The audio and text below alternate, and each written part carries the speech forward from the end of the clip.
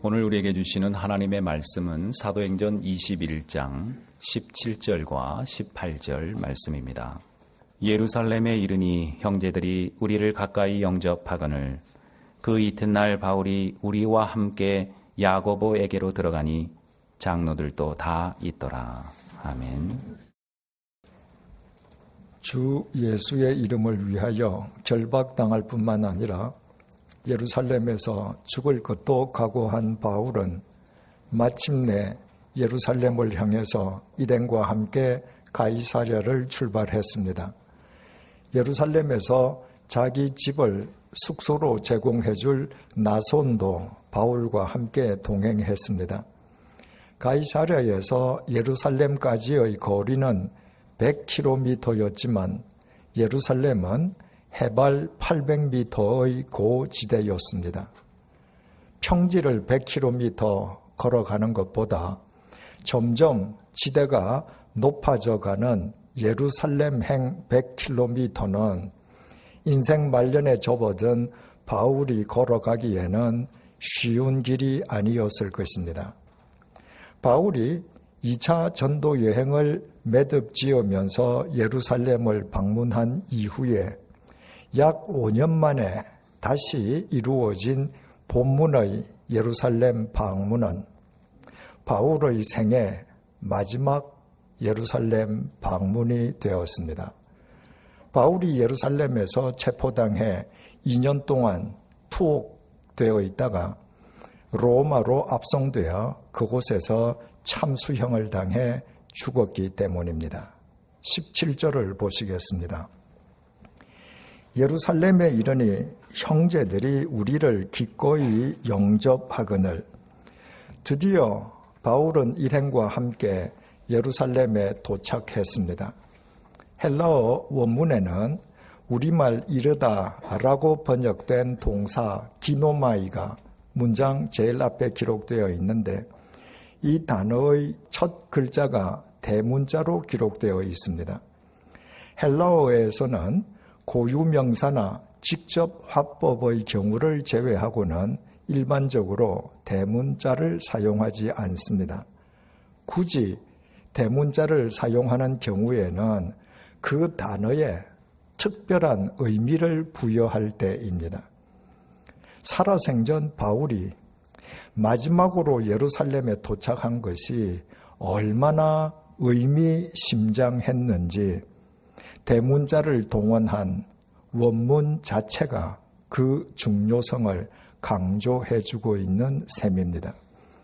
예루살렘의 신자들은 예루살렘에 도착한 바울과 그의 일행을 기쁘게 영접해 주었습니다. 18절을 보시겠습니다. 그 이튿날 바울이 우리와 함께 야고보에게로 들어가니 장로들도 다 있더라. 이튿날 바울은 우리라고 표기되어 있는 자신의 일행과 함께 예루살렘 교회 지도자들을 만나러 갔습니다. 그리고 바울이 만난 지도자들 가운데에 본문에 이름이 밝혀져 있는 인물은 야고보 뿐이었습니다. 이 야고보는 사도행전 12장 2절에서 이미 참수형을 당해 순교한 예수님의 제자 야고보가 아니라 예수님의 동생 야고보였습니다. 예수님께서는 성령님에 의해 동정녀 마리아에게서 태어나셨습니다. 하지만 그 이후에 마리아가 일평생 독신으로 살았던 것은 아니었습니다. 마태복음 13장 55절에 의하면 성령님에 의해 예수님을 낳은 마리아는 그 이후에 자신의 약혼자 요셉과 결혼해서 4명의 아들을 더 낳았습니다. 이를테면 예수님의 입장에서 보자면 동생들인 셈입니다. 그 동생들 가운데에 제일 큰 동생 이름이 야고보였습니다. 예수님께서는 성령님에 의해 동정녀였던 마리아에게서 태어나신 하나님의 아들이신데 반해서 야고보는 아버지 요셉과 어머니 마리아 사이에서 태어난 인간이었기에 예수님과 요셉 사이에는 아무런 본질적인 유사점이 있을 수 없었습니다. 그러나 한 어머니의 태에서 태어난 형제라는 의미에서 사람들은 인간의 용어를 사용해서 야고보를 예수님의 동생, 혈육으로 부르고 있습니다. 바울이 예루살렘 교회 지도자인 야고보를 만나러 갔을 때 본문에 우리라고 포함되어 있던 본문을 기록한 누가 역시 바울 일행의 자격으로 바울과 동행했습니다. 그리고 누가는 본문을 기록하면서 바울이 우리와 함께 야고보에게 갔다고 묘사하지 않고 바울이 우리와 함께 야고보에게로 들어갔다고 기록했습니다. 헬라어에는 가다를 뜻하는 다양한 동사들이 있습니다. 그런데도 누가는 가다를 뜻하는 많은 동사들은 다 제쳐놓고 굳이 들어가다는 뜻의 동사 에이세이미를 사용했습니다. 그 동사를 사용하려면 차라리 바울이 우리와 함께 예루살렘 교회로 들어갔다고 기록함이 타당할 것 같습니다. 그런데도 누가는 특별히 야고보를 지적하면서 바울이 우리와 함께 야고보에게로 들어갔다고 본문을 기록한 것입니다. 예수님의 동생 야고보의 이름이 사도행전에서 처음으로 등장한 것은 사도행전 12장에서입니다. 분봉왕 헤롯 아그리빠에 의해 투옥된 베드로가 참수형을 당하기 전날 밤에 하나님께서 내 미신 손길을 의지하고 삼엄한 경비의 감옥에서 극적으로 벗어났습니다. 그 길로 베드로는 곧장 자신을 위해서 신자들이 함께 모여 기도하고 있는 장소인 마가라 하는 요한의 어머니 마리아의 집으로 달려갔습니다. 그리고 그 당시의 상황을 사도행전 12장 17절이 전해주고 있습니다. 베드로가 그들에게 손짓하여 조용하게 하고 주께서 자기를 이끌어 옥에서 나오게 하던 일을 말하고 또 야고보와 형제들에게 이 말을 전하라 하고 떠나 다른 곳으로 가니라. 이튿날이면 참수형을 당해 죽게 된 베드로를 위해 신자들이 간절하게 기도하고 있던 그 장소에 멀쩡하게 살아서 돌아온 베드로를 보고 그곳에 있던 신자들은 모두 소스라치게 놀랐습니다. 베드로는 그들에게 하나님의 손이 철옹성 같은 감옥으로부터 자신을 어떻게 구원해내셨는지 소상하게 설명해 주었습니다. 그리고 베드로는 다른 곳을 향해 떠나가면서 야고보와 형제들에게도 자기 말을 전해달라고 당부했습니다. 지금 그 자리에 없고 다른 곳에 있는 야고보와 형제들에게도 자신이 방금 한 말을 그대로 전해달라는 부탁이었습니다. 초대교회의 그리스도인들은 서로 형제로 불렀기에 베드로가 사도들을 포함한 다른 곳에 있는 모든 교인들을 통틀어서 형제라고 불렀다면 전혀 이상할 것이 없습니다. 그런데 베드로도 오늘의 본문처럼 야고보와 형제들이라고 구별해서 불렀습니다. 다른 모든 신자들은 한데 묶어서 형제라고 부른 반면에 예수님의 동생인 야고보만은 개별적으로 야고보라고 구별해서 불렀던 것입니다. 이것은 유대인의 언어 관습상 베드로도 벌써 이때부터 예수님의 동생 야고보를 초대교회의 지도자로 인정하고 있었음을 의미합니다. 예수님의 동생 야고보의 이름이 두 번째로 사도행전에 기록되어 있는 곳은 사도행전 15장입니다.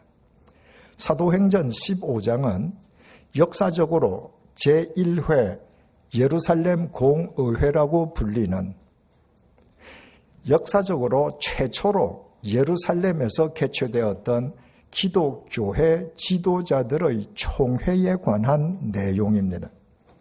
그 첫 번째 총회의 주제는 이방인 그리스도인들의 할례 문제였습니다. 주님을 영접한 이방인들은 구원을 위한 필수적 전제 조건으로 율법을 쫓아 반드시 할례를 받아야 한다고 주장하는 측과 전혀 그럴 필요가 없다고 주장하는 측 사이에 오랫동안 열띤 공방이 벌어졌습니다. 장구한 세월 동안 유대인들이 금과 옥조로 삼아오던 할례 문제였던 만큼 자칫 할례 문제로 인해서 초대교회가 분열될 수도 있었습니다. 그때 이방인 그리스도인들은 할례를 받을 필요가 없다고 그 공의회에서 최종 판결을 내린 사람이 야고보였습니다. 예수님의 동생 야고보가 기독교회 역사상 개최되었던 제1회 예루살렘 공의회 의장이었습니다. 그리고 구약 성경을 정확하게 인용한 야고보의 최종 판결에 아무도 이의를 제기하지 못했습니다. 야고보는 그 정도로 절대적인 권위를 지닌 초대교회의 우두머리였던 것입니다. 그러므로 우리는 누가가 본문에서 야고보를 찾아갔다고 말하지 않고 야고보에게로 들어갔다고 표현한 까닭을 알게 됩니다. 예수님의 동생이고 초대교회의 우두머리였던 야고보에게 경의를 표하기 위함이었습니다. 우리말에도 윗사람을 찾아갈 때에 들어가다는 표현이 있습니다. 이를테면 대통령을 만나러 청와대에 들어간다고 말하는 식입니다. 청와대에 간다고 해도 되는데 청와대에 들어간다고 청와대보다 자기를 작게 표현함으로써 청와대에 살고 있는 대통령을 높이는 것입니다. 헬라어에는 들어가다를 뜻하는 많은 동사들이 있습니다. 그런데도 누가가 본문에 기록한 들어가다는 의미의 동사 에이세이미는 성경에서 성전에 들어갈 때에만 사용된 특별한 동사입니다. 그리고 이 동사가 사람을 만나러 갈 때에 성경에서 사용된 경우는 오늘 본문의 야고보가 유일합니다. 예수님의 동생이었던 야고보는 그 정도로 초대교회 신도들로부터 존경받는 지도자였던 것입니다. 그러나 예수님의 동생 야고보가 처음부터 예수님의 뜻을 잘 알고 실천했던 것은 결코 아니었습니다. 요한복음 7장 5절은 예수님의 동생들이 예수님을 전혀 믿지 않았다고 증언하고 있습니다. 한 어머니의 태 속에서 태어난 형제들은 이 세상에서 가장 가까운 사이입니다. 세상 사람들이 다 오해하고 곡해해도 한 어머니의 태에서 태어난 형제들은 서로 믿어야 합니다. 예수님의 동생들은 예수님의 어머니가 누구인지 정확하게 알고 있었습니다. 예수님의 어머니는 자신들의 어머니와 똑같은 마리아였습니다. 예수님의 동생들은 예수님의 직업도 잘 알고 있었습니다. 자신들의 아버지 요셉으로부터 이어받은 직업, 목수였습니다. 예수님의 동생들에게 예수님은 어릴 적부터 한솥밥을 먹고 자란 맏형이었기에 예수님의 동생들은 이 세상 누구보다도 예수님에 대해서 잘 알고 있었습니다. 그런데 그 맏형이 갑자기 어느 날부터 이상한 소리를 하는 것입니다. 느닷없이 자기가 하나님의 아들이랍니다. 자신은 만민을 죄에서 구원하기 위해서 이 땅에 온 이스라엘 백성이 그토록 고대하던 메시아랍니다. 자기는 하늘에서 내려왔으므로 머지않아 하늘 위로 되돌아갈 것이라는 것입니다. 하나님이 자기 안에 계시고 자기는 하나님 안에 살고 있다는 것입니다. 그 예수와 한 어머니의 태에서 태어난 동생들은 그 예수님의 말을 믿기는커녕 그런 황당한 말을 거침없이 쏟아내는 예수님을 이해할 수도 없었습니다. 그래서 마가복음 3장 21절은 예수님의 주위 사람들이 예수님을 가리켜서 미쳤다고 단정했음을 증언해 주고 있습니다. 우리가 그들의 입장이었더라도 마찬가지였을 것입니다. 그러나 사도행전 1장은 예수님의 동생들의 판이하게 달라진 모습을 우리에게 보여주고 있습니다. 예수님께서 부활 승천하신 뒤에 사도들을 포함한 약 120명의 신자들이 소위 마가의 다락방에 모여 함께 기도하기 시작함으로써 초대교회가 태동되었습니다. 그런데 그 120명의 신자들 속에 예수님의 어머니 마리아뿐만 아니라 놀랍게도 예수님의 동생들도 포함되어 있었습니다. 사도행전 1장 13절에서 14절은 예수님의 동생들이 사도들과 함께 기도한 것이 아니라 사도들이 예수님의 동생들과 더불어 기도하였음을 전해주고 있습니다. 맏형 예수를 믿기는커녕 미쳤다고 단정했던 동생들이 도리어 초대교회의 구심점이 되어 있는 것입니다. 대체 예수님 동생들에게 어떻게 그런 대전환이 가능할 수 있었겠습니까? 고린도전서 15장 3절에서 8절은 예수님께서 부활하신 뒤에 예수님께서 부활하신 당신의 모습을 직접 보여주셨던 대상이 누구였는지 밝혀져 있습니다. 그 대상 가운데에 단체가 아닌 개인은 단 3사람밖에 없습니다. 사도 베드로, 사도 바울, 그리고 예수님의 동생 야고보였습니다. 부활하신 예수님께서는 특별히 당신의 동생 야고보를 개별적으로 찾아가셔서 부활하신 당신의 모습을 야고보로 하여금 개인적으로 확인하게 해 주실 정도로 예수님의 동생들에 대한 사랑과 관심은 특별했습니다. 그 덕분에 예수님을 미쳤다고 단정했던 동생들은 초대교회의 구심점이 되었고 특히 큰 동생 야고보는 초대교회 우두머리가 되었습니다.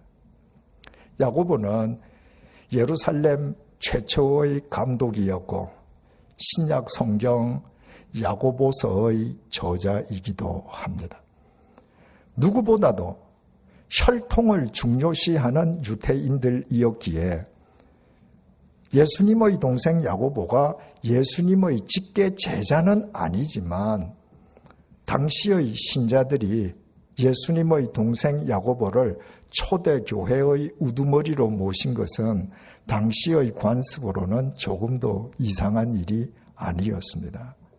그리고 본문을 기록한 누가가 야고보에 대한 경의를 표하기 위해서 특별한 동사 에이세이미를 동원해서 바울이 우리와 함께 야고보에게 들어갔다라고 표기한 것 역시 적절한 표현이었던 것입니다. 이슬람교의 창시자는 잘 아시는 것처럼 마호메트입니다. 사도행전 12장을 살펴볼 때 말씀드린 적이 있습니다마는 주후 570년경에 메카에서 태어난 마호메트는 일찍이 부모를 여의고 조부 밑에서 자랐습니다. 조부마저 세상을 떠난 뒤에 마호메트는 숙부 아부 탈리브 집에서 살았습니다. 마호메트는 숙부의 소개로 부유한 과부 하디자와 결혼했습니다. 결혼 당시에 마호메트의 나이는 25살, 하디자의 나이는 40살이었습니다. 마호메트는 부유한 아내 덕분에 경제적으로 안정적인 생활을 하면서 3남 4녀를 얻었는데 3명의 아들은 모두 일찍 죽고 말았습니다. 그때부터 마호메트는 메카에 있는 히라산 동굴에서 기도와 명상 생활을 했습니다. 그리고 그의 나이 40세가 되던 610년에 알라의 계시가 그에게 임함으로 이슬람교가 태동된 것으로 알려지고 있습니다. 처음에는 많은 어려움이 있었지만 마호메트가 사망한 주후 632년경에는 사우디아라비아 전 지역이 거의 이슬람으로 통일되어 있었습니다. 하지만 마호메트의 사후에 이슬람교는 교권 다툼으로 인한 심각한 내부 분열의 진통을 겪었는데 수니파와 시아파의 분열이 대표적이었습니다. 수니파는 유일신 알라와 그의 사자인 마호메트를 믿고 따른다는 단순하고도 소박한 교의를 으뜸으로 삼는 종파로서 전 세계 이슬람교도 90%를 차지하고 있으며 사우디가 종주국입니다. 반면에 시아파는 이슬람교의 윤리성을 극단적으로 추구하는 과격파로서 이슬람 혁명으로 팔레비 왕조를 몰아내고 주요 권력기관을 이슬람 사제들이 차지하고 있는 이란이 종주국입니다. 과격 테러 집단인 IS가 출현하기 이전까지 전 세계적으로 이슬람 교도들에 의해 자행된 테러가 대부분 시아파에 의해서 일어났던 것은 자신들이 옳다고 믿는 바를 극단적으로 실행하는 그들의 교리와도 무관하지 않았습니다. 반면에 악명을 떨치고 있는 국제 테러 집단 IS는 시아파 척결을 표방하면서 태동된 수니파 극단주의입니다. 비극적인 난민 사태를 수년째 배태하고 있는 시리아 내전은 소수파인 시아파가 다수파인 수니파를 오랜 세월 동안 철권 통치한 데에서 비롯되었습니다. 시아파의 종주국인 이란은 같은 시아파인 시리아의 정부군을 돕고 있고 수니파의 종주국인 사우디는 같은 수니파인 시리아의 반군을 후원하고 있습니다. 거기에 시아파 척결을 내세우고 태동된 IS가 시리아 정부군을 공격하자 시아파의 종주국인 이란은 IS 공격에 온 화력을 집중하고 있습니다. 그러자 이란의 세력을 견제하기 위해서 사우디는 자신들과 뿌리가 같은 순위파인 IS를 암묵적으로 지지하고 있는 것으로 알려지고 있습니다. 예멘의 내전에서는 반대로 순위파 사우디가 정부군을 돕고 시아파 이란이 반군을 후원하고 있습니다. 모두 자기 종파를 지키기 위함입니다. 이처럼 칡넝쿨처럼 얽혀있는 종파 간의 살육 분쟁이 국제 정치의 이해관계와 맞물려서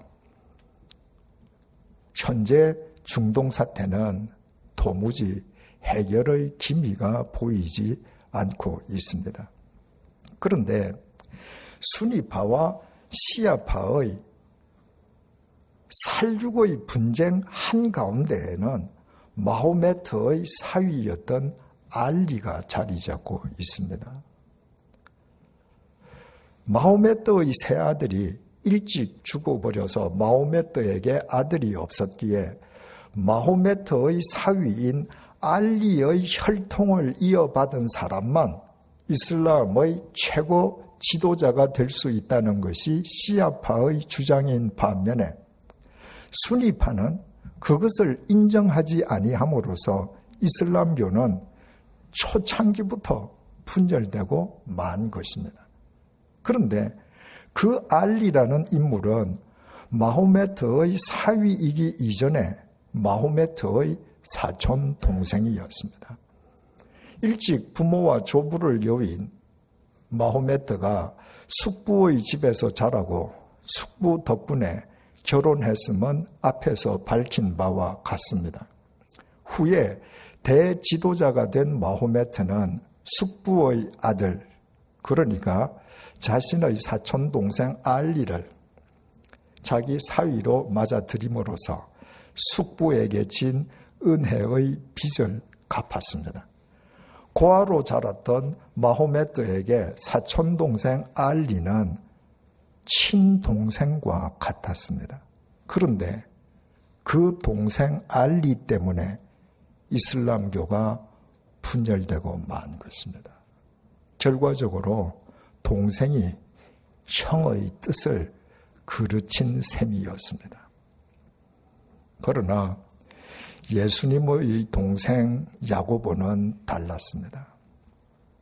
예수님의 동생 야고보도 예수님과 한 어머니의 태에서 태어난 예수님과의 혈연 관계를 내세워서 교권을 장악하고 휘두르면서 교회의 지도자가 아니라 교회의 지배자로 얼마든지 군림할 수 있었습니다. 마호메트의 동생 알리처럼 아들이 없는 예수님 대신에 예수님의 동생인 자기의 핏줄을 이어받은 사람만 교회의 최고 지도자가 될 수 있다고 주장하면서 교권을 장악하고 세습할 수도 있었습니다. 무엇보다도 혈통을 중요시하는 유대인들이었기에 그와 같은 주장은 유대인들에게 얼마든지 설득력을 지닐 수 있었을 것입니다. 오늘 본문에서 누가가 야고보에게 경의를 표하기 위해서 야고보에게로 들어갔다라고 기록할 정도로 뭇 그리스도인들로부터 존경받던 야고보가 만에 하나라도 그런 시도를 획책했더라면 기독교회 역시 이슬람교처럼 초창기부터 분열되고 말았을 것입니다. 그러나 예수님의 동생 야고보는 결코 그런 어리석음을 범치 않았습니다. 예수님의 동생 야고보는 주님의 몸된 교회를 위해서 승천하신 예수님의 빈 자리를 잠시 메우는 자기 역할에 충실했습니다. 그리고 야고보는 사도행전 15장을 끝으로 사도행전 무대에서 조용히 퇴장했습니다. 교회가 분열한 것은 그 이후 기독교가 로마 제국의 국교가 되면서 권력에 눈먼 인간들의 교권 다툼으로 인함이요. 예수님의 동생 야고보는 주님의 교회가 이 땅에 뿌리 내리게 하는 데에 지대한 공헌을 하였습니다. 역시 야고보는 예수님과 한 어머니의 태에서 태어난 예수님의 동생다웠습니다. 오늘은 우리를 위해서 예수님께서 십자가에서 당하신 고난을 묵상하면서 우리의 그릇된 삶을 참회하는 사순절 넷째 주일입니다.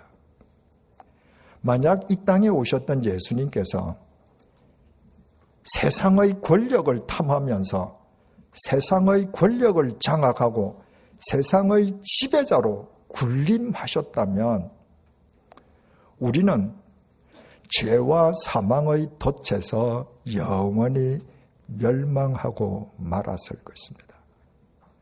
예수님께서 우리 같은 죄인의 죄값을 대신 치러주시기 위해 십자가의 제물이 되어 돌아가 주셨기에 우리 같은 죄인들에게도 영원한 생명과 구원의 길이 주어지게 되었습니다. 예수님의 동생 야고보가 마호메트의 동생 알리처럼 교권을 장악하고 세습하려고 했더라면 오늘날 시리아와 예멘의 내전에서 보듯이 IS의 극악무도한 테러 행위가 말해주듯이 그리스도인들 역시 여전히 죽고 죽이는 종파 간의 피 비린내 나는 살육 분쟁의 한가운데에서 살아가고 있을 것입니다. 야고보는 주님의 빈자리를 잠시 메우면서 주님의 몸된 교회를 이 땅에 뿌리 내리는 자신의 사명에 충실했습니다. 그래서 야고보는 사도행전의 무대에서 퇴장했지만 사도행전을 통한 주님의 역사는 계속 이어져 갔습니다. 우리 가운데에 이 땅에서 천년 만년 살아갈 사람은 단 한 사람도 없습니다. 언젠가 하나님께서 불현듯 우리 각자를 부르시면 우리는 모두 빈손으로 하나님 앞에 서야 합니다. 그러므로 지금 우리에게 어떤 자리, 어떤 직책이 주어져 있든 그것은 우리 자신들의 치부를 위한 수단이거나 세습의 대상이 될 수 없습니다. 우리는 하나님께서 작정하신 기간 동안만 하나님의 뜻을 쫓아 그 자리와 직책을 단지 거쳐갈 뿐입니다. 이 땅에 오신 예수님께서도 그렇게 사셨고 예수님의 동생 야고보도 그렇게 살았고 예수님의 부르심을 받은 사도 바울도 그렇게 살았습니다. 그래서 예수님을 통해서도 야고보를 통해서도 바울을 통해서도 하나님의 영원한 생명의 역사는 영원히 이어지고 있습니다. 뜻깊은 사순절 넷째 주일을 맞이해서 우리 역시 다 함께 그렇게 살아가십시다. 그것이 그리스도인으로서 자기를 부인하는 것이요 주님의 십자가에 동참하는 길입니다. 우리가 그렇게 살아가는 한 비록 이 땅에서 우리의 생은 짧아도 결코 짧지 않은 하나님의 손이 우리의 삶을 통해 엮어가실 사도행전은 영원히 지속될 것입니다. 기도하시겠습니다. 주님, 죽음은 지금 내가 앉아있는 책상에 내일 다른 사람이 앉게 되는 것을 의미함을, 지금 내가 하고 있는 일이 내일엔 다른 사람의 몫이 됨을 뜻함을 잊지 말게 해 주십시오. 지금 내가 앉아있는 자리에서 사람들의 존경과 찬사를 받고 있다면 야고보처럼 내가 떠난 뒤에 내 자리에 앉을 사람을 위해 지금 내가 해야 할 일을 행하며 버려야 할 것을 버리게 해 주십시오. 우리의 봉사는 지금 우리 주위에 있는 사람들을 위한 봉사일 뿐 아니라 우리가 이 땅에 더 이상 없을 그때에 이 땅에 남아있을 사람들을 위한 봉사로 이어져야 함을 늘 기억하면서 살아가게 해 주십시오. 그리하여 우리의 인생은 짧아도 결코 짧지 않은 하나님의 손안에서 우리의 인생이 영원한 사도행전으로 승화되어 가게 해 주십시오. 예수님의 이름으로 기도드립니다. 아멘.